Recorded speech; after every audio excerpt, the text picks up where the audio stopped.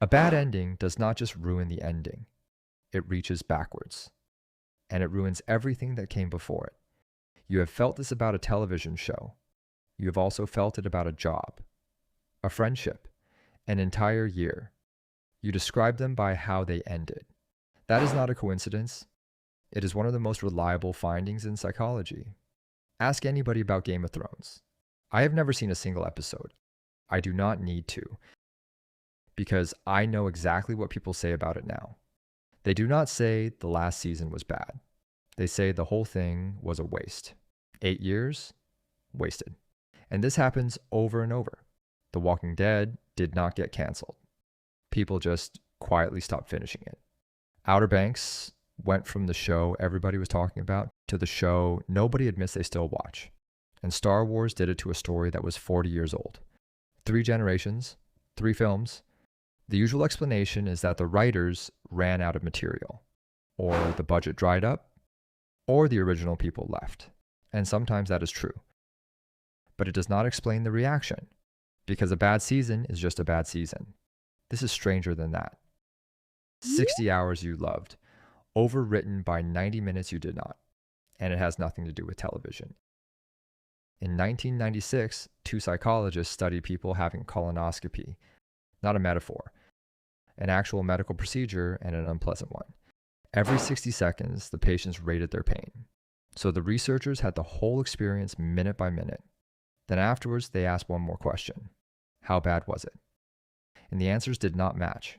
How long it lasted barely mattered. What they remembered was the worst moment and the last few minutes, the peak and the end. Everything else quietly disappeared. 7 years later, they proved it. They made the procedure longer on purpose. 3 extra minutes, more total pain. And they remembered it as better. Nothing improved except the way it finished. So a finale is not the last part of a story. It is the part that decides what the story was. And you're not only doing this to television, you are doing it to every job, every friendship, and every year of your life. So if endings are that powerful, what does a good one actually do? There's one show almost nobody argues about. Breaking Bad ended in 2013. And people did not just say the finale was good, they said the whole show was perfect. Which is the same trick, running the other way.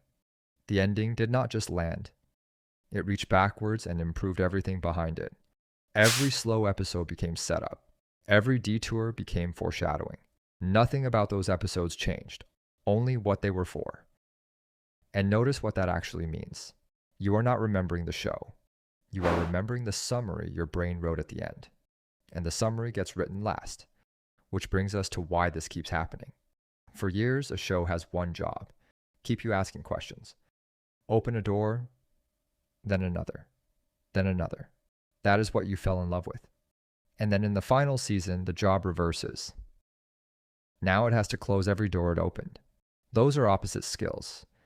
Being interesting is easy when nothing has to be true yet. An unanswered question is worth every answer at once. Any actual answer is worth exactly one. So a finale is not competing with the other episodes. It is competing with everything you imagined. And it loses. Every single time. Every episode before the last one was a promise. The last one is the bill. Now the part that actually matters. Because you are the show. Think about a job you had for 4 years. Most of it was fine. Some of it was genuinely good. So how do you describe it now? Probably by how you left. The manager at the end, the last 3 months, the way it soured. That is not what happened. That is the summary. Same with the relationship.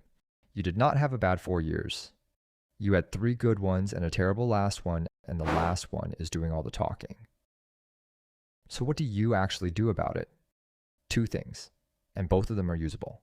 First, endings are worth far more attention than they feel like they deserve. How you leave a job, a city, or a friendship is not a formality. It is the part you keep. So leave things well, even when you are tired, and even when you're right, especially when nobody is watching, because you are the one who has to remember it. Second, when you catch yourself writing something off completely, Stop and ask whether you're remembering it or just remembering the end. Because the middle happened too, 60 hours of it. You just stopped counting.